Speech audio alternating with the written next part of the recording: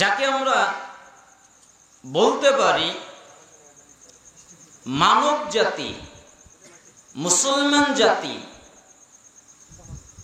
অধঃপতনের কারণ, ধ্বংসের কারণ।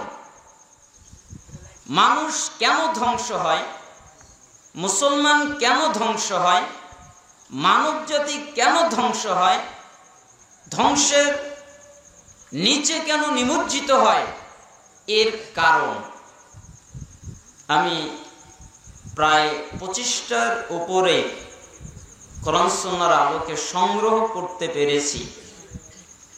তার ভিতরে যতটুকু বলা সম্ভব আমি বলবো। আল্লাহ তাআলা যেন বারাকা দান করেন।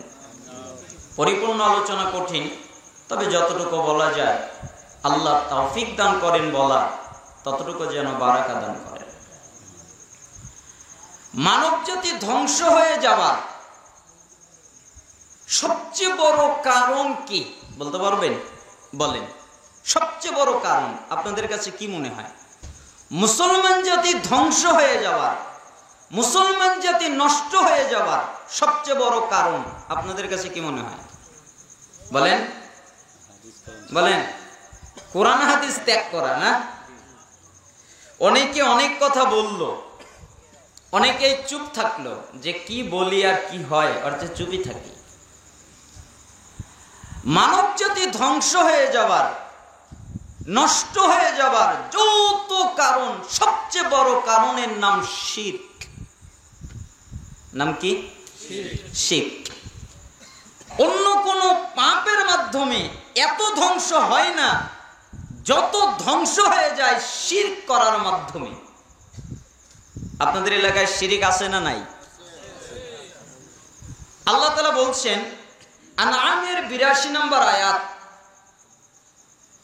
আল্লাযীনা আমানু ওয়া লাম ইয়ালবিসু ঈমানাহুম বিযুলমিন উলাইকা লাহুমুল আমনু ওয়া হুম মুহতাদুন। নিশ্চয়ই যারা ঈমান আনে এবং তাদের ঈমানকে, জুলমের অর্থ শিরক, ইন্না শিরকা লা যুলমুন আযীম, নিশ্চয়ই শিরক সবচেয়ে বড় জুলম। তাহলে যারা ঈমান আনে এবং তাদের ঈমানকে শিরকের সাথে মিশায় না, এদের জন্য নিরাপত্তা, এরা হলো হিদায়াত প্রাপ্ত। আচ্ছা বলেন তো, আল্লাহ তাআলা কয়টা কথা বললেন? আমার ওয়াজ শুনলে হবে না, বুঝতে হবে। আপনি এখানে ওয়াজ শুনে যাবেন, কোনো উপকার হবে না, এই নিয়তে তো আমি আসিনি। আমি এসেছি আপনার চরিত্র, আচার আচরণ ঠিক করতে, আপনার ভিতরে পরিবর্তন ঘটাতে। ওয়াল্লাহি, আল্লাহর কসম, এই বাক্য আমি বলবোই না যেই বাক্য আমি আমলই করি না। এ ব্যাপারে নিশ্চিত থাকতে পারেন ইনশাআল্লাহ। আমি অনেক হাদিস মুখস্থ রয়েছে, বলি না মাহফিলে, কারণ আমার কথা আমার বিরুদ্ধে দলিল হবে কিয়ামতের মাঠে। আমি যা করি না তা যদি বলি, তাহলে আমার বিরুদ্ধে ওই আমলটা দাঁড়িয়ে যাবে। তুমি করনি বলেছো কেন বলো? এই জন্য আমি ওই হাদিসটাই বলি যে আমি আমল করি। এই জন্য আমি ওই আমলের কথা আপনাদের বলবো যে আমি নিজে আমল করি। আমি নিজে উপকৃত হয়েছি, আপনাদেরকে উপকৃত করার চেষ্টা করছি। আল্লাহ তাআলা যেন তৌফিক দান করে। তাহলে আল্লাহ তাআলা কি বললেন? যারা ঈমান আনে এবং তাদের ঈমানকে শিরকের সাথে মিশায় না, তার মানে ঈমান আনে, শিরক করে না। কয়টা কাজ? ঈমান আনে, শিরক করে না, দুইটা কাজ। ঈমান বলতে আল্লাহর প্রতি ঈমান, আল্লাহর কিতাব সমূহের প্রতি ঈমান, আল্লাহর মালাইকা ফেরেশতা মণ্ডলীদের প্রতি ঈমান, আল্লাহর প্রেরিত নবী রাসূলদের প্রতি ঈমান, এবং কি তাকদীরের ভালো মন্দের প্রতি ঈমান, পরকালের প্রতি ঈমান। এই ঈমানের 6টা রুকুনকে ঠিকঠাক মতো আদায় করে ঈমান যারা আনে, ঈমান যারা আনয়ন করে এবং শিরক করে না, কথাই না, কাজে না, কর্মে না, চালচলনে না, কোনো অবস্থায় শিরক করে না, তাদের জন্য 2টা পুরস্কার। এক, আল্লাহ সুবহানাহু ওয়া তাআলা বলছেন তাদের জন্য নিরাপত্তা। নিরাপত্তা তো বোঝেন তাই না? এই নিরাপত্তার অর্থ এইটা নয় শুধু জাহান্নাম থেকে বাঁচাবেন। এই নিরাপত্তার অর্থ আপনার উপরে অভাব অনটন নাজিল হয়, অভাব আসবে না, নিরাপত্তা। আপনার অসুস্থ হন, অসুস্থ হবেন না, নিরাপত্তা। আপনি বিপদে পড়েন, বিপদে পড়বেন না, নিরাপত্তা। আপনার আসবাবপত্র নষ্ট হয়, অধিক নষ্ট হবে না, নিরাপত্তা। আপনার সন্তান আপনার কথা শোনে না, আপনার কথা শুনবে, নিরাপত্তা। আপনাকে শয়তান আক্রমণ করে, শয়তানের আক্রমণ থেকে বাঁচাবে, নিরাপত্তা। দুনিয়ায় একটা মানুষের যত নিরাপত্তার প্রয়োজন আল্লাহ সব নাজিল করে। এবং যখন সে মারা যায়, কবরের আযাব থেকে বাঁচাবেন, ফুলসিরাতের ময়দান থেকে বাঁচাবেন, হাসরের ময়দান থেকে বাঁচাবেন, জাহান্নাম থেকে বাঁচাবেন। এগুলো হলো নিরাপত্তা। তাহলে সে পাবে নিরাপত্তা এবং তাকে দেওয়া হবে হিদায়েত।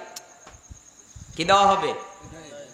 সারা জীবন তো হিদায়েতের আলোচনা শুনে আসতেছেন, বলেন তো হিদায়েত কি? আল্লাহ যেটা দান করেন ওটাই হিদায়েত, তাই না? তো হিদায়েতের তো একটা বুঝ থাকতে হবে। আমি কিভাবে বুঝবো আমি হিদায়েত প্রাপ্ত? সালাফরা কমন একটা ব্যাখ্যা করেছেন যে হিদায়েতের অনেকগুলো অর্থের মধ্যে একটা অর্থ হলো মেনে নেওয়ার প্রবণতা। আল্লাহ যা বলে তা মেনে নেয়, রসুল যা বলে তা মেনে নেয়, এটাই হিদায়েত। আল্লাহ যা আদেশ করেন, রসুল যা আদেশ করেন, আল্লাহ যা নিষেধ করেন, রসুল যা নিষেধ করেন, এগুলো ত্যাগ করে আদেশ পালন করে, এরা হলো হিদায়েত প্রাপ্ত। আমাদের সমাজটা আশ্চর্যজনক, তাই না? যদি বলা হয় আল্লাহ বলেছেন, আল্লাহ রসুল বলেছেন সাল্লাল্লাহু আলাইহি সাল্লাম, তখন বলে আমাদের হুজুররা কম বোঝে, তার মানে আল্লাহর কথা অত জরুরি না, রাখ আল্লাহর কথা, রাখ রসুলের কথা। আমাদের হুজুররা বোঝে না, তারা কোরআন হাদিস পড়ে নাই, তারা মুফতি পাস করে নাই, তারা টাইটেল পাস করে নাই। এই সমস্ত যুক্তি দিয়ে আল্লাহ এবং রসুলের কথাকে ওভারটেক করে, তাই না? তাহলে ঈমান আনবে, শিরিক করবে না, তাদের জন্য কি নিরাপত্তা এবং তারা হিদায়েত প্রাপ্ত। আল্লাহ তাআলা বলছেন নিসার 48 নম্বর আয়াত, এই একই সূরার 116 নম্বর আয়াত, ইন্নাল্লাহা লা ইয়াগফিরু আন ইউশরাকা বিহি যালিক, ইন্নাল্লাহা লা ইয়াগফিরু আন ইউশরাকা বিহি যালিক, নিশ্চয়ই যে ব্যক্তি আল্লাহর সাথে শিরিক করে এই শিরিকের পাপ আল্লাহ ক্ষমা করেন না।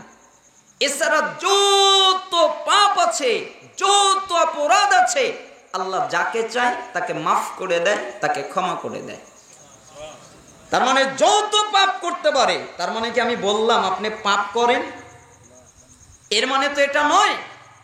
আপনি পাপ করতে পারেন, আপনি অপরাধ করতে পারেন, অজান্তে হয়ে যেতে পারে, কিন্তু আপনার যদি শিরিকের পাপ থাকে আল্লাহ শিরিকের পাপ ক্ষমা করেন না। আপনি শিরিক করার অবস্থায় মরে গেলেন, আপনাকে জান্নাতে নিয়ে আসার দ্বিতীয় কোনো মাধ্যম নেই। শিরিক করা অবস্থায় যদি মৃত্যুবরণ হয়, তওবা না করে যদি মারা যান, তাহলে জান্নাতে নিয়ে যাওয়ার দ্বিতীয় কোনো পদ্ধতি নেই। শিরিক করে মারা গেল, তওবা না করে, তার জন্য জান্নাত নয়, জান্নাত হারাম হয়ে গেল, জাহান্নাম ওয়াজিব হয়ে গেল। আল্লাহ তাআলা সূরা মায়েদার ৭২ নম্বর আয়াতে বলছেন, ইন্নাহু মাইয়ুশরিক বিল্লাহ ফাকাদ হারামাল্লাহু আলাইহিল জান্নাহ ওয়া মাওয়াহুন নার ওয়া মা লিয-যালিমিনা মিন আনসার। নিশ্চয়ই যে ব্যক্তি আল্লাহর সাথে শিরিক করে, আল্লাহর সাথে অংশ স্থাপন করে, আল্লাহর সাথে শরীক করে, আল্লাহ তাআলা এই ব্যক্তির জন্য জান্নাতকে হারাম করে দেন, আর ঠিকানাটাই হলো জাহান্নাম। এ হলো জালেম, এ হলো জুলুমকারী, এর কোনো সাহায্যকারী নেই, এর কোনো সহযোগিতাকারী নেই। না সাহায্যকারী পাবে আল্লাহকে, না সাহায্যকারী পাবে নবীকে, না সাহায্যকারী পাবে ফেরেশতা মালাকদেরকে, না সাহায্যকারী পাবে পীরকে, কোনো আলেমকে, কোনো ব্যক্তিকে, মাকে, বন্ধুকে, ভাইকে, স্ত্রীকে, কাউকে পাবে না যে আল্লাহর সাথে শিরিক করে তার জন্য জান্নাত হারাম, তার ঠিকানাটাই জাহান্নাম। তাহলে শিরিক জটিল আর কঠিন পাপ না? আল্লাহ তাআলা সূরা ফুরকান 23 নম্বর আয়াতে বলছেন, ওয়াকাদিমনা ইলা মা আমিলু মিন আমালিন ফাজআলনাহু হাবাআম মানসুরা। আমি তাদের আমলের দিকে লক্ষ্য করব, তাদের আমলের দিকে খেয়াল করব। যৌথ আমল, সালাত, সাদাকা, সিয়াম, যাকাত, হজ, জিকির আজকার, দান খয়রাত, যত ইবাদত আছে, নেকির কাজ যত আছে, এগুলো যারা করেছে আমি তাদের আমলের দিকে লক্ষ্য করব, আমি তাদের আমলের দিকে খেয়াল করব। এরপরে দেখব তাদের আমলের ভিতরে শিরক আছে। এই শিরক থাকার কারণে আমি তাদের সমস্ত আমলগুলোকে বিক্ষিপ্ত ধূলিকণায় উড়িয়ে দেব। শীতের সময় যখন আপনারা টিনওয়ালা ঘরে থাকেন, শীতের মাসে যখন রোদ ওঠে তখন ওই ছোট ছোট ছিদ্র দিয়ে একটা আলো আসে, তাই না? আলোর ভিতরে ছোট ছোট কি যেন উঠতে থাকে, দেখা যায় না? খালি চোখে কিন্তু দেখা যায় না, ওই আলোতেই দেখা যায়। ওই বিক্ষিপ্ত ভাবে যেগুলো উঠছে, ঠিক যারা শিরিক করে তাদের যৌথ আমল সবগুলোকে ওইভাবে উড়িয়ে দেব, বিক্ষিপ্ত ধূলিকণা রূপান্তরিত করে দেব, ওইভাবে উড়িয়ে দেব। সূরা আনআম ৮৮ নম্বর আয়াত। এর আগে আল্লাহ তাআলা 18 জন নবীর নাম উল্লেখ করলেন। কয়জন নবীর নাম? 18 জন। 18 জন নবীর নাম উল্লেখ করার পরে আল্লাহ তাআলা বললেন, ওয়ালাউ আশরাকু লাহাবিতা আনহুম মা কানু ইয়ামালুন। এই 18 জন নবীর একজন নবীও যদি শিরিক করে তাদের যত আমল আছে আমি ধ্বংস করে দেব এবং তারা ক্ষতিগ্রস্তদের অন্তর্ভুক্ত হয়ে যাবে। আচ্ছা বলেন তো, নবীরা বেশি আল্লাহর কাছে দামি না ওলিরা, আমাদের দেশের হুজুররা? নবীরা বেশি দামি না? নবীদের ভিতরে শ্রেষ্ঠ কে? মুহাম্মদ সাল্লাল্লাহু আলাইহি ওয়াসাল্লাম। আল্লাহ তাআলা সূরা জুমার 65 নম্বর আয়াত উল্লেখ করলেন, লা ইন আশরাকতা লা ইয়াহবাতান্না আমালুক ওয়া লা তাকুনান্না মিনাল খাসিরিন। হে নবী মুহাম্মদ, আপনি যদি শিরিক করেন আপনার যত আমল আছে সবগুলোকে আমি আল্লাহ ধ্বংস করে দেব আর আপনি ক্ষতিগ্রস্তদের অন্তর্ভুক্ত হয়ে যাবেন। কে? মুহাম্মদ। আপনি যদি শিরিক করেন, মুহাম্মদ সাল্লাল্লাহু আলাইহি সাল্লাম শিরিক করতে পারে না, কোন নবীরা শিরিক করতে পারে না। সেখানে কোন হুজুর কিভাবে শিরিক করতে পারে, কোন ব্যক্তি কিভাবে শিরিক করতে পারে, কোন লোক কিভাবে মাজারে যেতে পারে? নবীদের যদি নিস্তার না হয় তাহলে যারা সাধারণ মানুষ তাদের বাঁচার মনে হয় পথ আছে, তাই না? শিরিক করল আর ওলির কাছে গেল, বাঁচার পথ আছে না? নবীদের নেই, তাদের আমল ধ্বংস, তো অন্যদের আমল কিভাবে টিকতে পারে? এই জন্য সবচেয়ে মারাত্মক পাপ, তার নাম হচ্ছে শিরক। শিরিক করলে তার ধ্বংস অনিবার্য, সে ধ্বংস হয়েই যাবে। আজকে মানুষ মাজারে গিয়ে সন্তান চাচ্ছে, মাজারে গিয়ে শান্তি চাচ্ছে, মাজারে গিয়ে ব্যবসায় বারাকাত চাচ্ছে, ব্যবসায় উন্নতি চাচ্ছে, মাজারে গিয়ে কত কিছু চাচ্ছে। আজকে মানুষ তাবিজ লটকাচ্ছে, মানুষ সুতা লটকাচ্ছে, মানুষ আংটি লটকাচ্ছে, মানুষ কত গাছ লটকাচ্ছে। আজকে মানুষ ইবাদত করতে হয় আল্লাহর জন্য, ইবাদতটাও মানুষকে দেখাবার জন্য করছে, রিয়ায় শিরিক করছে। কত মানুষ শিরিকের ভিতরে নিমজ্জিত হচ্ছে। তো একটা মানুষ যদি বাঁচতে চায় তাহলে 1 নাম্বার কাজ হচ্ছে শিরিক না করা। মানুষ পাপ করবে এটা স্বাভাবিক কথা, কিন্তু ইমানদার পাপ করতে পারে, ইমানদার অন্যায় করতে পারে, কিন্তু ইমানদার শিরিক করতে পারে না। তাহলে ধ্বংসের একটা কারণ হচ্ছে শিরক। তার মানে ধ্বংস থেকে বাঁচতে চাইলে কি করা যাবে না? রাজি আছেন সবাই? শিরিক করব আমরা সবাই তো রাজি আছি না করার পক্ষে? আল্লাহ সুবহানাহু ওয়া তাআলা কবুল করুন, আমাদেরকে শিরিক থেকে হেফাজত করুন। মানব জাতি ধ্বংস হয়ে যাবার যতগুলো কারণ তার ভিতরে একটা গুরুত্বপূর্ণ কারণ হচ্ছে জ্ঞান অর্জন না করা, ইলম অর্জন না করা, তাই না? কেন আমি এটা ধ্বংসের কারণ বললাম? মানুষের ঈমান যতগুলো কারণে চলে যায়, শিরিক করলে ঈমান চলে যায়, কুফর করলে ঈমান চলে যায়, সালাত আদায় না করলে ঈমান চলে যায়, যতগুলো কারণ আছে ঈমান চলে যাওয়ার, তার ভিতরে একটা গুরুত্বপূর্ণ কারণ, কেউ যদি জ্ঞান অর্জন না করে, ইলম অর্জন না করে, তাহলে তার ঈমান চলে যায়। অনেকে আমাকে বলে কঠিন কঠিন ফতোয়া দিও না। এখন আমি কি করি বলেন তো? কোরআনে আছে, আমার তো উপায় নেই, তা আমি তো আর গোপন করতে পারি না। আল্লাহ তাআলা তো গোপন করার আয়াত আমাকে শিক্ষা দেয়নি। রাসূল সাল্লাল্লাহু আলাইহি সাল্লাম এমন কোন হাদিস বলেননি যে গোপন করো। তা যা আছে বলে দেয়, তা মানুষের লেগে যায়, তা আমার কি করা? এই ফতোয়া মানুষ দেয় না, বলে এই ফতোয়া পৃথিবীতে কেউ দেয়নি। আপনি যদি না পড়েন তো কিভাবে বুঝবেন দিয়েছে কি না দিয়েছে? ঈমান যাদের ভেঙে গেছে তাদের এক শ্রেণীর মানুষ হলো যারা ইলম অর্জন করে না। আপনারা তো এখানে সহিহ-এ-কেদার অনেক মানুষ আছেন, বলেন তো ঈমান ভঙ্গের কারণ কয়টা? জানা নেই। সবাই যেহেতু চুপ, কেউ বলছে কয়টা আর বলি। ঈমান ভঙ্গের কারণ 10টা। ওয়াজ শুনেছেন না আলেমদের?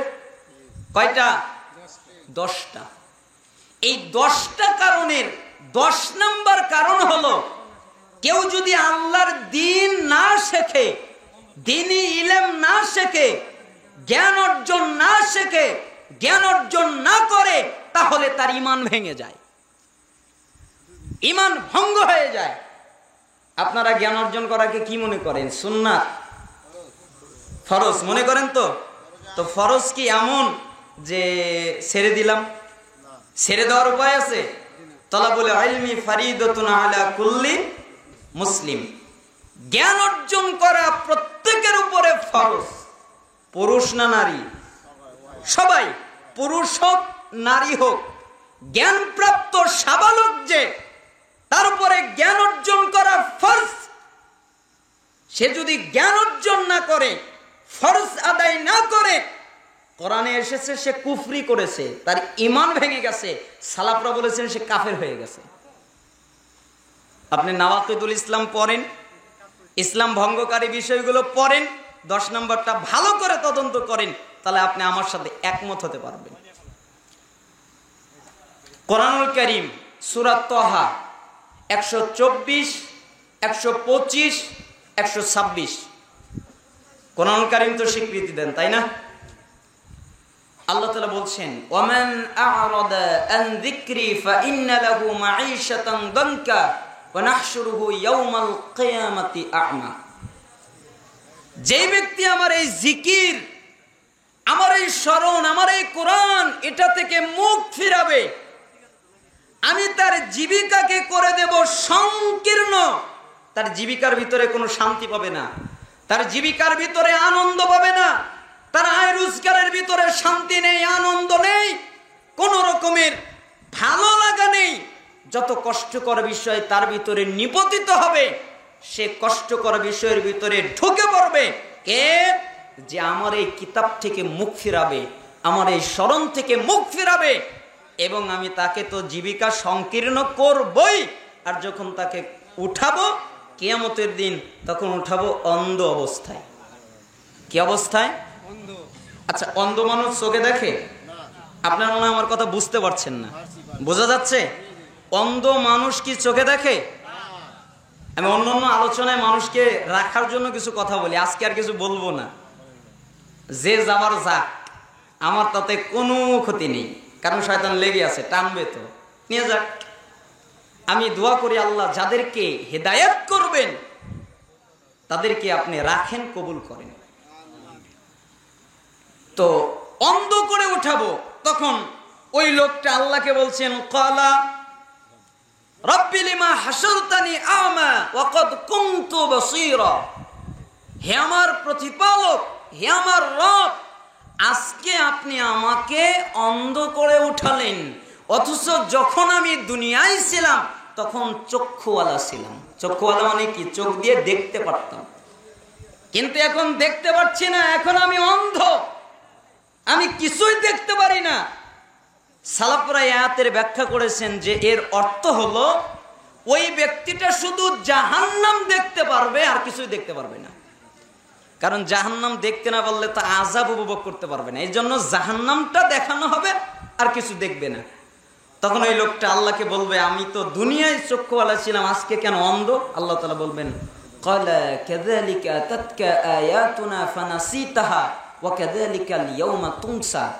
তোমার সামনে যখন আমার নিদর্শন, আমার আদেশ, আমার বাক্যাবলী এসেছিল, তখন তুমি আমার কোরআন থেকে যেভাবে মুখ ফিরিয়ে নিয়েছিলে, আজকে একইভাবে আমি তোমার থেকে মুখ ফিরিয়ে নিলাম। আচ্ছা আপনারা বলেন তো, ফতোয়া আপনারাই দেন, তা আল্লাহ যদি কারোর দিক থেকে মুখ ফিরায়, আল্লাহ তাআলা যদি কাউকে দেখতে না পারে, জান্নাতে যাবে, তাই না? আপনারা কি মনে করেন? জাহান্নামে যাবে, তাই না? জান্নাতে যাবে, না হলে জাহান্নামে যাবে, তাই না? জান্নাতে যদি না যায়, আল্লাহ যদি তার প্রতি রাগান্বিত হন, আল্লাহ তাআলা যদি তাকে দেখতে না পারেন, আল্লাহ তাআলা যদি তাকে অপছন্দ করেন, তাহলে কোথায় যাবে? জাহান্নামে যাবে। এই আয়াত দিয়ে সালাফরা এদিকে ইঙ্গিত করছেন, এটাই বোঝা যায়। কোরআনুল কারীম সূরা যুখরুফ 36 নম্বর আয়াত, আল্লাহ তাআলা বলছেন, ওয়ামাই ইয়াশু আন যিকরির রহমান নুকাইয়িদ লাহু শাইতানা ফাহুয়া লাহু করিন। যে ব্যক্তি আমার এই স্মরণ থেকে মুখ ফিরাবে, কোরআন বুঝবে না, আমি যা আদেশ নিষেধ করেছি এগুলো থেকে মুখ ফিরাবে, আমার জিকির থেকে, আমি তার সাথে একটা শয়তানকে লাগিয়ে দেব। ফাহুয়া লাহু করিন, ফলে হয়ে যাবে সে তার সাথী, হয়ে যাবে তার সঙ্গী, হয়ে যাবে তার বন্ধু।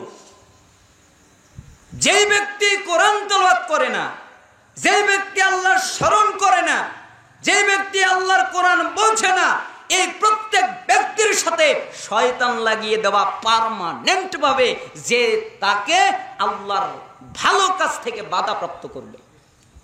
শয়তান কি আপনাকে ভালো কাজ করতে দেবে? শয়তান সবসময় খারাপ কাজ করতে বলবে না, এটা করো সেটা করো। আর শয়তান হয়ে যাবে সঙ্গী, শয়তান হয়ে যাবে বন্ধু কে? যেই ব্যক্তি আল্লাহর জিকির কোরআন থেকে মুখ ফিরাবে। সূরা সাজদা 22 নম্বর আয়াত, আল্লাহ তাআলা বলছেন, ওমান আযলামা মিম্মান যুকিরা বিআয়াতি রাব্বিহ সুম্মা আ'রাদা আনহা ইন্না মিনাল মুজরিমিনা মুনতাকিমুন।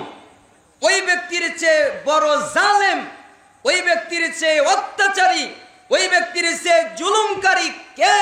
যেই ব্যক্তিকে আল্লাহর কিতাব দিয়ে উপদেশ দেওয়া হলে ওইখান থেকে মুখ ফিরিয়ে নেয়। শোনো, আমি আল্লাহ অপরাধীদের কাছ থেকে প্রতিশোধ গ্রহণকারী, আমি অপরাধীদের কাছ থেকে প্রতিশোধ গ্রহণ করব। তার মানে যারাই আমার কথা থেকে মুখ ফিরায়, আমি তাদের কাছ থেকে প্রতিশোধ নিব। তাহলে আয়াতগুলো দ্বারা কি বোঝা যাচ্ছে? ফুরকান 30 নম্বর আয়াত, রাসূল সাল্লাল্লাহু আলাইহি সাল্লাম বলবেন সেদিন, ওয়াকালা রাসূল, সেদিন রাসূল বলবেন, ইয়া রাব্বি, হে আমার প্রতিপালক, হে আমার রব, ইন্না কওমি ইত্তাখাযু হাযাল কুরআনা মাহজুরা, নিশ্চয়ই আমার জাতির লোকেরা কোরআনকে পরিত্যাজ্য করেছে, কোরআনকে পরিত্যাগ করেছে, এই জন্য আমি আজকে তাদের বিরুদ্ধে মামলা দায়ের করলাম। যারা কোরআন বোঝার চেষ্টা করেনি, যারা কোরআন জানার চেষ্টা করেনি, যারা কোরআনের আদেশ নিষেধ বোঝার চেষ্টা করেনি, এরা পরিত্যাগকারী। ইবনে তাইমিয়া রাহিমাহুল্লাহ বলছেন, যারা শুধু তেলাওয়াত করে এরা কোরআন পরিত্যাগকারী, যারা শুধু হিফজ করে এরা কোরআন পরিত্যাগকারী। কোরআন গ্রহণকারী কে? যে কোরআন তেলাওয়াত করে, কোরআনের প্রতি ঈমান আনে, আল্লাহ যা পালন করতে বলেন তা পালন করে এবং মানুষকে দাওয়াত দেয়, তার মানে আমল করে, এ হলো কোরআন গ্রহণকারী। সাহাবীদের হাদিস তো এটা জানেন যে আমরা 10টা আয়াত শিখতাম, তারপরে 10টা আয়াত আমল করতাম, তারপরে 11 নম্বর আয়াত শিখতাম, তাই না? 10টা আয়াত যতক্ষণ পর্যন্ত আমল না করতাম, 11 নম্বর আয়াতে আমরা কখনো যেতাম না। এবার দেখেন সূরা আহকাফ 3 নম্বর আয়াত, আল্লাহ তাআলা বলছেন, ওয়াল্লাযীনা কাফারু, এবং যারা কাফের, কি এখানে কি অস্পষ্ট না স্পষ্ট? ওয়াল্লাযীনা কাফারু, এবং যারা কাফের, আম্মা উনযিরু মুরিদুন, তাদেরকে যে বিষয়ে সতর্ক করা হয়েছে ওই বিষয় থেকে তারা মুখ ফিরিয়ে রাখে, এরাই কাফের। যাদেরকে আল্লাহ আদেশ করেছেন এগুলো পালন করে না, এগুলো বাস্তবায়ন করে না, কোরআন বুঝার চেষ্টা করে না, এই জন্যই আমি এক আলোচনায় বলেছিলাম যারা শুধু হাফেজ তারা জাহান্নামে যাবে, ঠেকাতে কেউ পারবে না। আমার বক্তব্য কেউ বুঝলো না, আগে পরের বাক্য কেউ শুনলো না, মাঝখান থেকে কাট করে বলে দিল এ বক্তা বলেছে হাফেজরা জাহান্নামে যাবে। আমি যে বাক্যটা কি বললাম বুঝলোই না। আমি বলেছি শুধু হাফেজ, আমি হাফেজ বলেছি, আমি বলেছি শুধু হাফেজ। যারা হাফেজ হওয়ার পরে আর জ্ঞান অর্জন করে না, আর জ্ঞান চর্চা করে না, মনে করে আমার অনেক জ্ঞান হয়ে গেছে, অথচ সূরা ফাতিহাই বোঝে না, অথচ সূরা ফাতিহার জ্ঞান তার নেই, ফাতিহাই বোঝে না। আমি এই সমস্ত হাফেজদেরকে বলেছি যারা জ্ঞান অর্জন করা থেকে মাহরুম এরা জাহান্নামে যাবে, কেউ ঠেকাতে পারবে না। আজকে বললাম যারা জ্ঞান অর্জন করা থেকে মাহরুম তারা কাফের, কেউ ঠেকাতে পারবে না। ঠেকায়েন আপনি। সূরা আহকাফের 3 নম্বর আয়াত দলিল। জ্ঞান অর্জন যদি না করে, ইলম অর্জন যদি না করে, তাহলে তার ঈমান ভেঙে যায়। কবরে কয়টা প্রশ্ন হবে? ভালো করে বলেন, কয়টা? 4টা প্রশ্ন হবে। কয়টা? 4টা। তোমার রবকে, তোমার দিনকে, এই ব্যক্তিকে।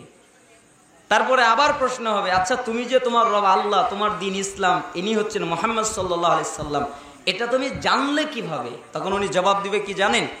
কারাতু কিতাবাল্লাহ, আমি আল্লাহর কিতাব পড়েছি, ফাআমানতু বিহি, অতঃপর তার উপরে ঈমান এনেছি, ওয়া সাদ্দাকতু, এবং তাকে সত্যে পরিণত করেছি। এখানে কি আছে খালি তেলাওয়াত করেছি? কি বলেছে? আমি আল্লাহর কিতাব পড়েছি। আচ্ছা ওই ব্যক্তি কিভাবে বুঝলো যে এর উপর ঈমান আনা লাগবে? কারণ সে বুঝেছে, তাই না? তার মানে আল্লাহর কিতাব বুঝে পড়েছে, এরপরে আমি ঈমান এনেছি এবং আল্লাহ যা বলেছে তা আমলে পরিণত করেছি। তার মানে আমি বুঝেছি যে আল্লাহ এই কথা বলেছেন, এরপরে আমি ওই কথা অনুযায়ী আমল করেছি। তার মানে মানব জাতি ধ্বংস হয়ে যাওয়ার যৌথ কারণ, তার ভিতরে একটা গুরুত্বপূর্ণ কারণ হচ্ছে জ্ঞান অর্জন না করা, ইলম অর্জন না করা। যারা জ্ঞান অর্জন না করবে, যারা ইলম অর্জন না করবে, তারা ধ্বংস হয়ে যাবে, তারা ধ্বংসপ্রাপ্ত। তা আপনারা কি বুঝলেন? ইলম অর্জন করতে হবে? ভালো করে বলেন, করতে হবে? সবাই রাজি আছেন ইলম অর্জন করতে? সালাতের ওয়াজিব কি জানা নেই, সালাতের রুকুন কি জানা নেই, সালাত ভঙ্গের কারণ কি জানা নেই, তা আপনি কিভাবে বুঝবেন আপনার সালাত আছে না গেছে? আপনি যে মুসলমান হলেন, ঈমানের শর্ত কি জানা নেই, অথচ আল্লাহ তাআলা বলেছেন ফাআলাম আন্নাহু লা ইলাহা ইল্লাল্লাহ। তুমি আগে জ্ঞান অর্জন করো, এই জ্ঞান যে আল্লাহ ছাড়া সত্যিকার কোনো মাবুদ নেই। তার মানে আগে তুমি লা ইলাহা ইল্লাল্লাহর জ্ঞান অর্জন করো। তো লা ইলাহা ইল্লাল্লাহর শর্ত জানা নেই, লা ইলাহা ইল্লাল্লাহ কি কারণে ভেঙে যায় এটা জানা নেই, তা আপনি কিভাবে বুঝবেন আমার ঈমান আছে না গেছে? এর একমাত্র কারণ হচ্ছে জ্ঞান অর্জন করা, একমাত্র কারণ বাঁচার পথ হচ্ছে জ্ঞান অর্জন করা। যারা জ্ঞান অর্জন করবে তারা বেঁচে যাবে, তারা রাস্তা চিনবে। যারা জ্ঞান অর্জন করবে না তারা ধ্বংস হয়ে যাবে, তারা অন্ধকারে নিমজ্জিত হয়ে যাবে। তাহলে 2টা কাজ বললাম, একটা কি করবেন না? শিরিক করবেন না। আর একটা আদেশ করলাম, জ্ঞান অর্জন করুন। তার মানে জ্ঞান অর্জন করবেন, প্রয়োজনীয় জ্ঞান। আপনি যখন যে ইবাদত করবেন, ওই ইবাদতের জন্য প্রয়োজনীয় যে জ্ঞান, ওই জ্ঞান আপনি অর্জন করবেন। এটা আপনার উপরে ফরজ। আল্লাহ তাআলা যেন আমাদেরকে জ্ঞান অর্জন করার তৌফিক দান করেন এবং অজ্ঞদের অন্তর্ভুক্ত যেন না করেন। মানব জাতির ধ্বংস হয়ে যাওয়ার আরেকটি বড় কারণ, আল্লাহ তাআলা যে উদ্দেশ্যে মানুষকে প্রেরণ করেছেন ওই উদ্দেশ্য পূরণ না করা। আচ্ছা বলেন তো, আল্লাহ তাআলা আপনাকে কেন পাঠিয়েছেন? ইবাদত করার জন্য, তাই না? এই কথাটা কিন্তু ভুল। শুধুমাত্র তার ইবাদত করার জন্য। কে ইবাদত? শুধুমাত্র, কেবলমাত্র, একমাত্র কার ইবাদত? আল্লাহর ইবাদতের জন্য। 6 তলা বিল্ডিং করবেন এই কারণে, 10 তলা বিল্ডিং করবেন, 4টা দামি গাড়ি কিনবেন, দামি দামি জিনিস আসবাবপত্র ব্যবহার করবেন, বানাবেন, এই কারণে আল্লাহ পাঠিয়েছেন? কেন?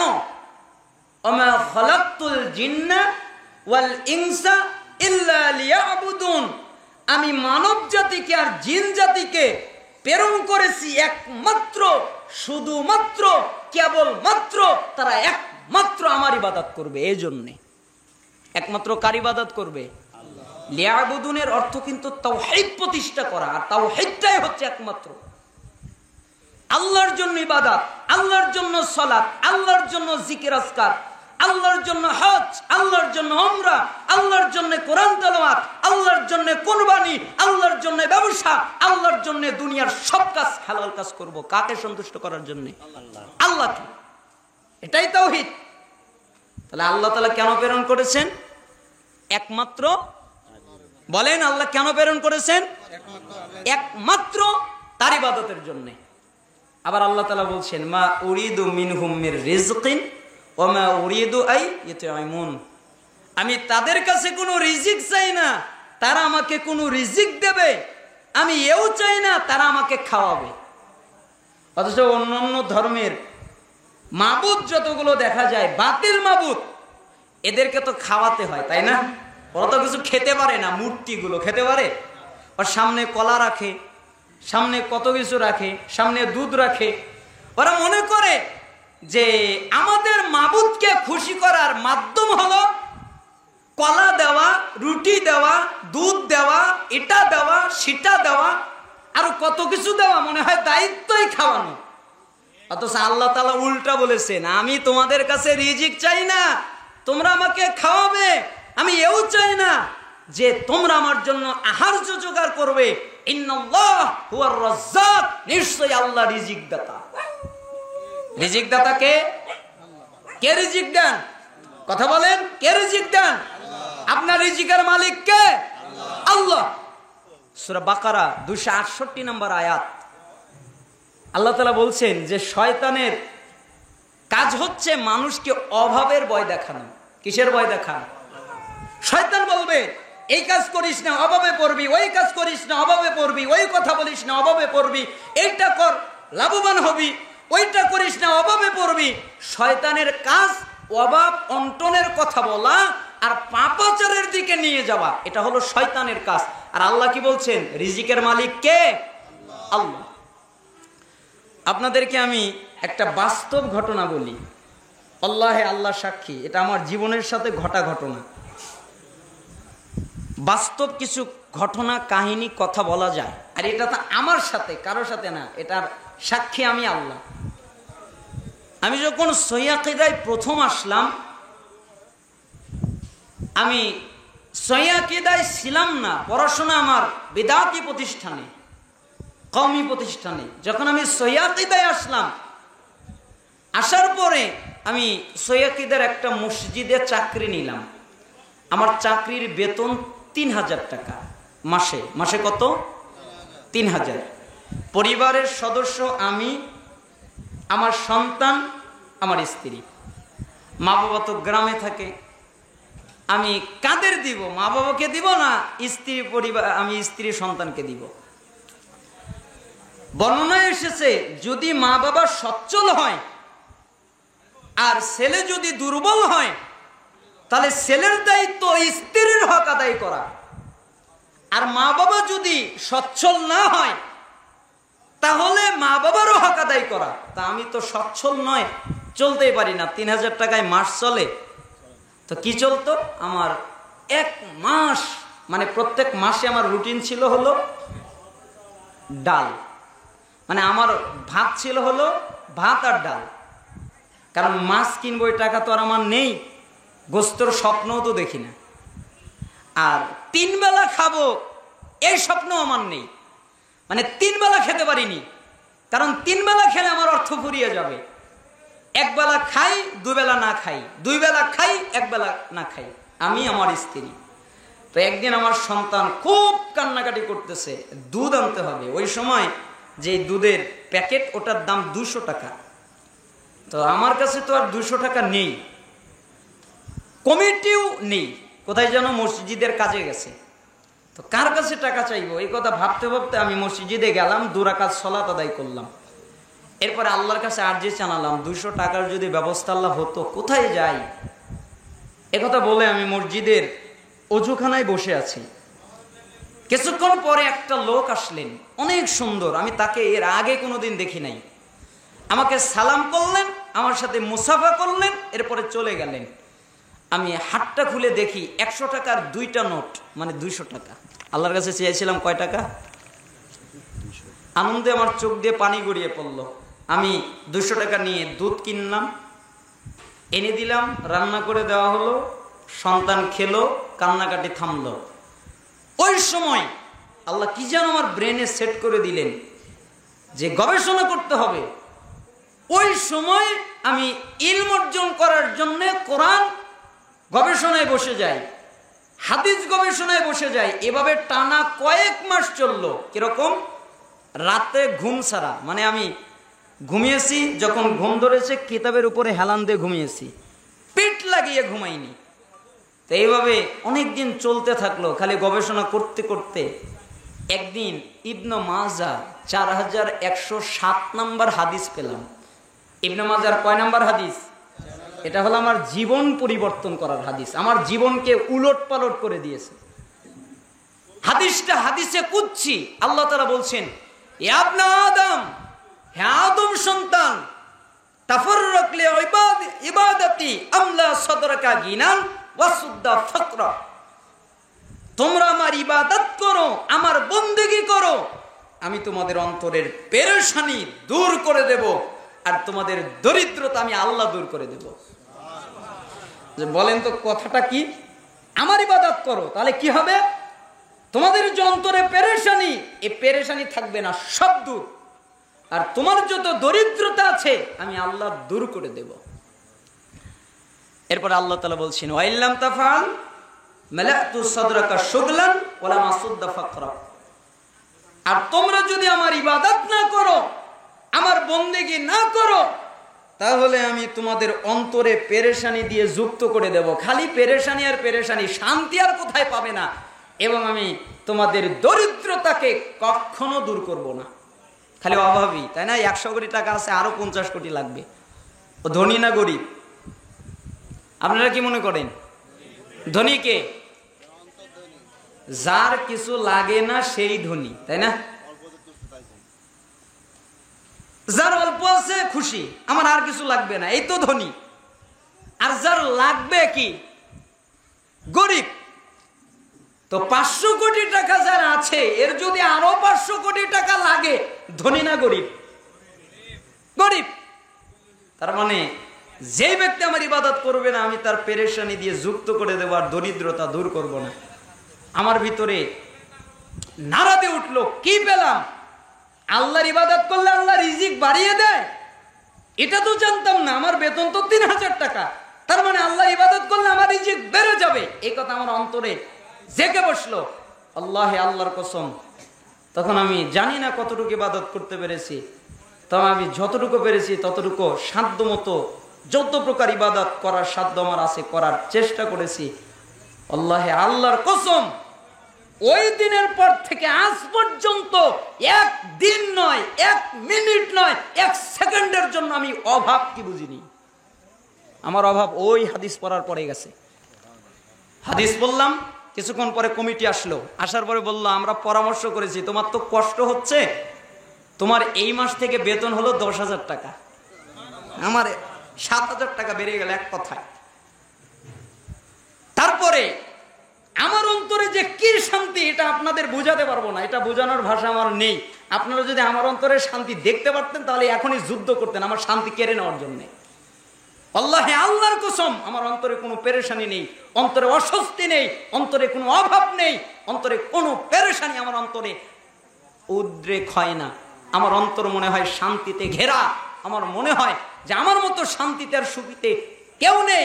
ওই দিনের পরে আর আমি অভাব দেখিনি, আজকে এই পর্যন্ত এখনো অভাব দেখিনি। তার মানে আল্লাহর ইবাদত করলে আল্লাহ কি বাড়িয়ে দেয়? রিজিক। এ দায়িত্ব কে নিয়েছেন? আল্লাহ। ইন্নার রিজকা লা ইয়াতলুবুল আবদা কামা ইয়াতলুবুহু আজালুহু। বান্দার রিজিক তাকে ওইভাবে খোঁজে যেভাবে মৃত্যু তাকে খোঁজে। মৃত্যু খোঁজে না? মৃত্যু পিছনে পিছনে ধাওয়া করে, ঠিক আপনার রিজিকও ধাওয়া করে। রিজিক বন্ধ হয় দুই কারণে। তার একটা কারণ হলো পাপ করা, অপরাধ করা, অন্যায় করা। যখন মানুষ পাপ করে, অপরাধ করে, অন্যায় করে, তখন তার রিজিক বন্ধ হয়ে যায়। যখন মানুষ ঈমান আনে, তাকওয়া অবলম্বন করে, তখন তার রিজিক বেড়ে যায়। মারিয়াম আলাইহিস সালাম রিজিক পেত কোথায় থেকে? ঈসা আলাইহিস সালামের মা রিজিক পেত কোথায় থেকে? জান্নাত থেকে। দুনিয়ার খাবার খেত না জান্নাতি খাবার খেত? জান্নাতি খাবার। জান্নাতের খাবার মালাকরা এনে রেখে দিত, সে খেত আর ইবাদত করত। মুসা আলাইহিস সালামের জাতি জান্নাতের খাবার খায়নি? খেয়েছে? বন্ধ হলো কেন? পাপের কারণে। আদম আলাইহিস সালাম জান্নাতের খাবার খায়নি? বন্ধ হলো কেন? পাপের কারণে। আল্লাহ যা নিষেধ করলেন তা করলো, ওটাই পাপ। আল্লাহর আদেশ না মানাই পাপ। আল্লাহর নিষেধ ত্যাগ না করাই পাপ। আল্লাহর নির্দেশ না মানাটাই পাপ। আদম আলাইহিস সালামকে বললেন ওই গাছের নিকটে যেও না। যাওয়াটাই মানে আল্লাহর নির্দেশ লঙ্ঘন করা, এটাই পাপ। এজন্য কি হলো? জান্নাতের পোশাক খুলে গেল, আল্লাহ তাআলা জান্নাত থেকে বের করে দিলেন। তার মানে পাপের কারণে রিজিক বন্ধ হয়। আজকেও যদি কোনো মানুষ ঈমান আনে, তাকওয়া অবলম্বন করে, একমাত্র আল্লাহর ইবাদত করে, ওয়াল্লাহি আল্লাহর কসম তার জীবনে কোনো অভাব থাকতে পারে না, কোনো অনটন থাকতে পারে না। কিসের অভাব থাকবে? মুমিনের আবার চিন্তা কিসের? মুমিনের আবার পেরেশানি কিসের? মুমিনের রিজিকের দায়িত্ব আল্লাহ নিয়েছে। একজন সালাফ খুব চমৎকার ভাবে কথাটা বলতেন, তারিখে দিমাশকের ভিতরে এসেছে। তিনি বলতেন যে আচ্ছা, একজন আরেকজনকে বলতেন, আচ্ছা তুমি এত আনন্দিত কেন? তোমাকে এত আনন্দিত দেখা যায় কেন? তখন উনি বললেন, 4 কারণে আমি আনন্দিত। কয় কারণে? 4 কারণে। কারণগুলো কি? 1, আমার রিজিক আমার জন্য নির্ধারণ করে দেওয়া। আমার রিজিক কেউ খাবে না, এই জন্য আমি রিজিকের কোনো চিন্তাও করি না। রিজিকের মালিক কে? আল্লাহ। উনি বুঝেছেন যে রিজিকের মালিক আল্লাহ, রিজিক আমাকে দেবেনই যেভাবেই হোক, এই জন্য আমি রিজিকের কোনো চিন্তা করি না, এই জন্য আমি এত আনন্দিত। 2, আমার আমল আমাকে করতে হবে, কেউ করে দিবে না। করবে? আপনার আমল আমি করব? আমার মা করবে না, আমার বাপ করবে না, আমার ভাই করবে না, আমার সন্তান করবে না। কে করবে? আমার আমল আমাকেই করতে হবে। যেহেতু আমার আমলটা আমাকেই করতে হবে, তাই আমি সৎ আমল করি, মানে বিদাতি আমল করি না, অসৎ আমল করি না। সৎ আমল কি? যেটা কোরআন এবং সুন্নাহ দ্বারা প্রমাণিত, রসুলের পদ্ধতিতে যে ইবাদত করা হয়, আমল করা হয়, ওটাই সৎ। যেটা রাসূলের পদ্ধতিতে নেই, ওটা সৎ হতে পারে না। শাইখ তো মিলাদুন নবী নিয়ে অনেক কথা বললেন, তাই না? এই মিলাদ সৎ হতে পারে না। যেটা আবু বকর করেনি, ওমর করেনি, উসমান করেনি, আলী রাদিয়াল্লাহু আনহু করেনি, ইমাম আবু হানিফা করেনি, ইমাম শাফি করেনি, ইমাম মালিক করেনি, ইমাম আহমদ ইবনে হাম্বল করেনি, ইমাম বুখারী, মুসলিম, আবু দাউদ, তিরমিজি, নাসাই, ইবনে মাজাহ, কোন বিখ্যাত কোরআন সুন্নাহর আলেম এই ইবাদত করেনি। এটা ইবাদত নয়, এটা বিদআত ইবাদত, এটা বাতিল, এটা শরীয়ত নয়, এটা গর্হিত শরীয়ত। অথচ ওই ইবাদত করে, এটা হতেই পারে না শতামূল। মানে আমিলা আমালা লাইসা আলাইহি আমরুনা ফাহুয়া রাদ্দু। যে ব্যক্তি এমন কোন আমল করলো যা আমি রাসূল থেকে প্রমাণিত নয়, তা পরিত্যক্ত, তা বাতিল, তা ধ্বংস। তো ইবাদত করলে রাসূলের থেকে থাকতে হবে। আরে আমাদের দিন তো আনকমপ্লিট না যে আপনি যা মনে চাই তাই ঢুকাবেন। আমাদের দিন তো কমপ্লিট। কমপ্লিটে তো কিছু ঢোকে না, কিছু কমেও না। কিছু ঢোকে? একটা কমপ্লিট গ্লাসে যদি পানি রাখি, পরিপূর্ণ পানি, আর কিছু রাখতে হবে? রাখলে কি হবে? পড়ে যাবে। আর না হয় ফেলে দিয়ে রাখতে হবে। ঠিক ইবাদতের ভিতরে যদি বিদআত ঢোকান, একটা সুন্নাত হত্যা করতে হবে, না হলে সুন্নাত ত্যাগ করতে হবে, না হলে কোরআন সুন্নাহর কোন আমল নষ্ট করতে হবে। ধ্বংস করতে হবে। যেমন সালাতের পরে মোনাজাত, সালাতের পরের মোনাজাত দেখে মানুষ মনে করে নেকির কাজ করতেছি। রব্বানা আতিনা ফিদ দুনিয়া হাসানা, কি কম নেকির কাজ? দুনিয়ায় কল্যাণ চাচ্ছি, আখিরাতে কল্যাণ চাচ্ছি। আপনি কি এটা চিন্তা করলেন?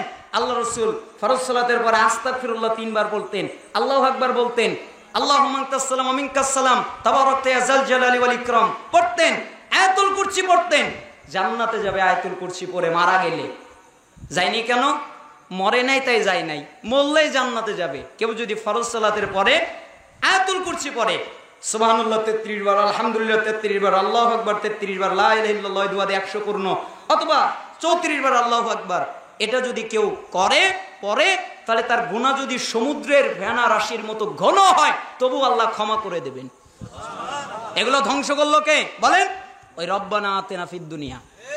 ওটা কোরআনের আয়াত, ওটা দোয়া, ওটা ওই দুয়ার জায়গায় থাকবে। এখানে কেন আসবে? এখানে আসার মানে হচ্ছে রাসূলকে অপমান করা, রাসূলের শরীয়ত অপমান করা, রাসূলের পদ্ধতি অপমান করা। আপনি কেন অপমান করলেন? কেন রাসূলের পদ্ধতিকে অপমান করলেন? কেন শরীয়তকে অপমান করলেন? আপনি এটা নেকির কাজ হতেই পারে না। এই জন্য সালাফ বলতেছেন আমি ওই আমল করি যে আমল সৎ আমল, কারণ জেনে আমার আমল আমাকে করতে হবে, কেউ করবে না। 3, আমি জানি মালাকুল মাউত আমার বন্ধু না। আচ্ছা, মালাকুল মাউত কি আমাদের বন্ধু? এই জন্য উনি বলতেছেন আমি জানি মালাকুল মাউত আমার বন্ধু না, হঠাৎ করে আসবে, কখন যে আসবে তা আমার জানা নাই। এই জন্য মালাকুল মাউত আসার আগেই আমি প্রস্তুত। মানে আমাকে যদি এখন নিয়ে যায় আমার কোনো ক্ষতি নেই, কারণ আমি প্রস্তুত। আল্লাহর সামনে যাওয়ার জন্য আমি প্রস্তুত। আল্লাহ যা করতে বলেছেন আমি করেছি, যা ত্যাগ করতে বলেছেন ত্যাগ করেছি, আমি প্রস্তুত মালাকুল মাউত আসার আগে। 4, তোমরা তোমাদের গার্জিয়ানের সামনে পাপ করতে লজ্জা পাও, তার চেয়ে বেশি লজ্জা পাই আমি আমার রবের সামনে পাপ করতে। কেন জানো? আমার রব আমাকে দেখে তাই। যদি আমার রব না দেখতো পাপ করতাম। আমার রব যেহেতু দেখে, আমি লজ্জা করি আমার রবের সামনে পাপ করতে। যার কারণে আমার অন্তরে এত আনন্দ। দেখো, যা বোঝাতে চাচ্ছিলাম, রিজিকের চিন্তা করা যাবে? রিজিকের কোনো চিন্তা নেই, আল্লাহ রিজিক দিয়েই পাঠিয়েছে। আপনার যা রিজিক আপনার কাছে আসবেই। কখনো যদি কষ্টে পড়ে যান, সেটা পাপের কারণে, অন্যায়ের কারণে, অথবা আল্লাহ আপনাকে পরীক্ষার কারণে। মানুষ ধ্বংস হয়ে যাওয়ার যতগুলো কারণ, তার আরেকটা কারণ, এই কারণটা বলে শেষ করে দিব। সালাত আদায় না করা, সালাত ত্যাগ করা, তাই না? অনেক মানুষ সালাত আদায় করে না। জুমার দিন মসজিদ ভরে যায়, ফজরের সময় মসজিদ কাঁদে, জোহরে মসজিদ কাঁদে, আসরে কাঁদে, মাগরিবে কাঁদে, ইশায় কাঁদে। জুমায় লোক আছে, ঈদে লোক আছে, মানুষ মরে গেলে জানাজায় লোক আছে, কিন্তু 5 ওয়াক্ত সালাতে লোক খুব কম আছে, তাই না? 3 প্রকার সালাত আদায়কারী জাহান্নামী। কয় প্রকার? 3 প্রকার। 1, 2 প্রকারের দলিল কোরআনেই আছে। ফাওয়াইলুল লিল মুসাল্লিন আল্লাযীনা হুম আন সালাতিহিম সাহুন। ওই মুসল্লিদের জন্য দুর্ভোগ, ওয়াল নামক দোজখ, যারা তাদের নামাজে অমনোযোগী। এ নামাজ পড়ে না? পড়ে না? পড়ে, কিন্তু কি অমনোযোগিতার সাথে পড়ে। এই জন্য কোথায় যাবে? অয়েল দোজখে যাবে, দুর্ভোগে যাবে, জাহান্নামে যাবে। আবার এই আয়াত দিয়ে সাহাবীরা প্রশ্ন করলেন যে এই মুসল্লিরা কারা, কাদেরকে আপনি বললেন? তখন রাসূল সাল্লাল্লাহু আলাইহি ওয়াসাল্লাম বললেন, এর অর্থ হলো যারা ওয়াক্তকে হত্যা করে, ঠিক ওয়াক্তে সালাত আদায় করে না, সঠিক ওয়াক্তে সালাত আদায় করে না, ওয়াক্তকে হত্যা করে, ওয়াক্তকে ধ্বংস করে, তাদের কথা উল্লেখ করা হয়েছে। তার মানে তারাও জাহান্নামে যাবে। 1, যে সালাতে অমনোযোগী চিরস্থায়ী জাহান্নামী, এ কথা কিন্তু আমি বলিনি। জান্নাতে আসতে পারে আল্লাহর দয়ার কারণে, আল্লাহর ক্ষমার কারণে, যেহেতু সালাত আদায় করেছে, অমনোযোগিতার সাথে করেছে, এজন্য প্রাথমিক শাস্তি পাবে। সময়কে ধ্বংস করে করেছে, এই জন্য প্রাথমিক শাস্তি পাবে। আরেক শ্রেণীর হলো রাসূলের পদ্ধতিতে যে সালাত আদায় করে না, তার সালাতও বাতিল। একজন সাহাবী সালাত আদায় করলেন কয়বার? 3 বার। আল্লাহ নবী কি বললেন? সালাত হয় নাই, হাদিস আপনাদের জানা, এই জন্য পরিপূর্ণ বলার প্রয়োজন মনে করছি না। তোমার সালাত হয় নাই, লোকটা কিন্তু পড়লো। আল্লাহ রসুল বললেন তুমি সালাত পড়ো নাই, আবার পড়ো। লোকটাকে আবার পড়লো, আসলো আল্লাহ নবী সাল্লাল্লাহু আলাইহি সাল্লাম বললেন তুমি সালাত পড়োনি, আবার পড়ো। লোকটি আবার পড়লো, আবার আসলো, তুমি সালাত পড়োনি। লোকটা আবার পড়লো, আবার আসলো, তুমি সালাত পড়োনি। লোকটা বললেন আমি এর চেয়ে ভালো সালাত পড়তে পারি না। তো লোকটা কি সাহাবী না? সাহাবীকে ইমানের সাথে যে আল্লাহ নবীকে দেখেছে, এই তো সাহাবী, তাই না? এই লোকটা সালাত পড়তে এসেছে, তার মানে ইমান আছে না নাই? আছে। আর আল্লাহ নবীকে দেখেছে, তার মানে কি? সাহাবী। সাহাবীর পদ্ধতির সালাত বাতিল, ক্যান্সেল। আল্লাহ নবী বললেন যে তুমি সাহাবীর পদ্ধতির নামাজ চলবে না, আমার পদ্ধতিতে পড়তে হবে। এরপরে রাসূল সাল্লাল্লাহু আলাইহি ওয়াসাল্লাম সালাত শিখিয়ে দিলেন যে এভাবে এভাবে সালাত আদায় করতে হবে, এভাবে কিরাত করতে হবে, এভাবে তেলাওয়াত করতে হবে, এভাবে ধীরে সুস্থে রুকু করতে হবে, ধীরে সুস্থে সাজদা করতে হবে। এভাবে আল্লাহ রাসূল সাল্লাল্লাহু আলাইহি ওয়াসাল্লাম সালাতটাকে শিখিয়ে দিলেন। তার মানে রাসূলের পদ্ধতিতে সালাত আদায় না করলেও তার সালাত বাতিল।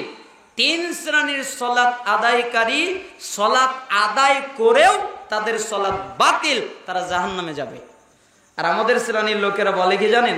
নামাজ না পড়লে কি হবে, আমার ইমান ঠিক আছে, মানে ও আর জাহান্নামে যাবে না। নামাজ পড়ে বলা যাবে, আর এরা নামাজ না পড়ে বলে জান্নাতে যাবে, তাই না? আবার আমাদের শ্রেণীর এক শ্রেণীর হুজুররা আছে, চমৎকার ফতোয়া দিয়েছে যে নামাজ না পড়লে কাফের না, অস্বীকার করলে কাফের। তা আল্লাহ রসুলকে এই ফতোয়া দিয়েছেন, আপনি এই ফতোয়া দিলেন কিভাবে? আপনার সাহস হলো কিভাবে আল্লাহ রসুলের বিরুদ্ধে ফতোয়া দেওয়া, আল্লাহ রসুলের সাহাবীদের বিরুদ্ধে ফতোয়া দেওয়া, তাবিদের বিরুদ্ধে ফতোয়া দেওয়া? এটা তো একটা ইজমা মাসালা, সাহাবীদের ইজমা, সেখানে আপনি ফতোয়া দিলেন কেন?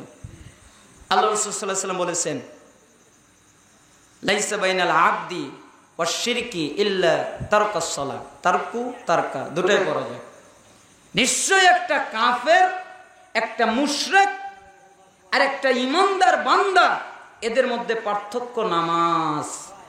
যারা নামাজ সালাত পড়ে তারা ঈমানদার, যারা সালাত আদায় করে না তারা মুশরিক না হলে কাফের।